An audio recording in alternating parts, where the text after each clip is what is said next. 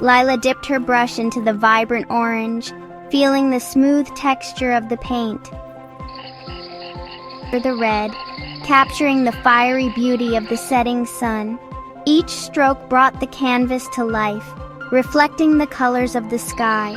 Her heart soared as she painted, lost in the magic of the moment. Faded, leaving only the canvas and the colors. Suddenly, heavy footsteps echoed behind her. Lila turned, startled, her brush freezing mid-air.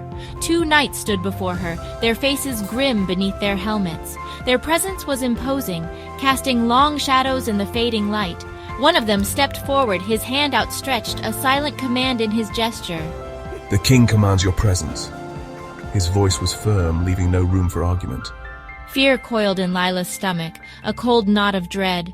She clutched her magical paintbrush, its smooth surface cold against her palm, seeking comfort in its familiar weight. There were whispers about the king, whispers of greed and cruelty, stories that painted him as a tyrant. But Lila was a painter, not a warrior. Her world was one of colors and creativity, not battles and bloodshed. She had no choice but to obey. Reluctantly, she followed the knights, her heart heavy with uncertainty. The knights escorted her away from the sunset, their presence a cold shadow against the dying light. The beauty of the sunset was now a distant memory, replaced by the looming threat of the king's command. The knights led Lila through a maze of corridors, their armor clanging against the stone floors. Finally, they stopped before a massive oak door adorned with gold. One of the knights threw open the door, revealing a vast chamber. Lila stepped inside, her eyes widening in awe. Sunlight streamed through arched windows, illuminating walls covered in shimmering tapestries. A crystal chandelier hung from the ceiling, scattering rainbows across the polished marble floor. But despite its grandeur, the room felt cold and empty. It was a gilded cage. Lila's gaze fell upon a single object that disrupted the room's pristine order. A heavy easel stood in the center, a canvas resting upon it. She knew why she was here. A booming voice echoed through the chamber, reverberating off the high stone walls and filling the vast space with an almost tangible presence. So you are the artist with the magic touch, the one they say can bring dreams to life with a mere stroke of the brush. Lila turned to face the source of the voice, her heart pounding in her chest as she met the gaze of the speaker. A man sat upon a throne at the far end of the room, his presence commanding and intimidating.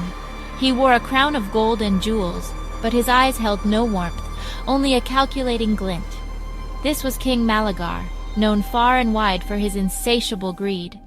He gestured towards the easel with a bejeweled hand, the rings on his fingers catching the light and sparkling brilliantly. Show me what your brush can do. Prove to me that the legends are true.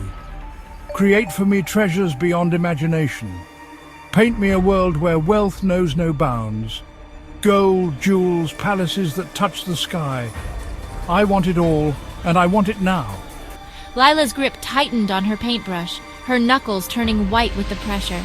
She could sense the king's greed radiating off him like heat from a fire, an almost palpable force that made her skin crawl. He desired only riches, not the true beauty that art could offer.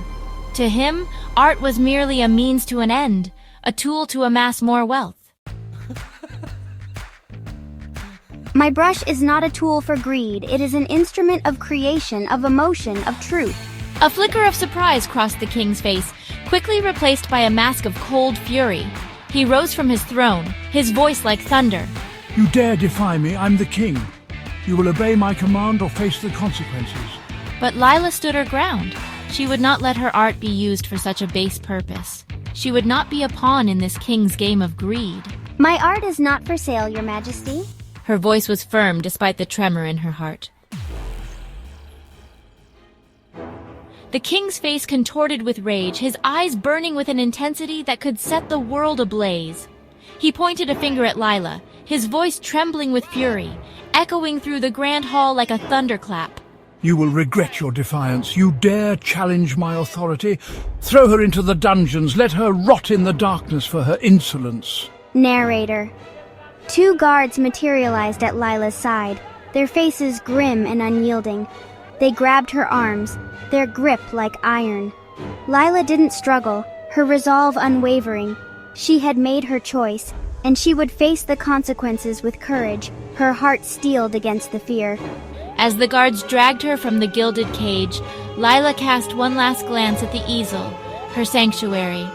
Even in this moment of fear, a spark of defiance burned within her, a fire that refused to be quenched. She would not be broken. Her spirit was a fortress, unyielding and resolute. She would not let the darkness extinguish her spirit. The night was vast, but her will was stronger. Her art, her integrity, these were things that even a king could not take away. They were the essence of her being.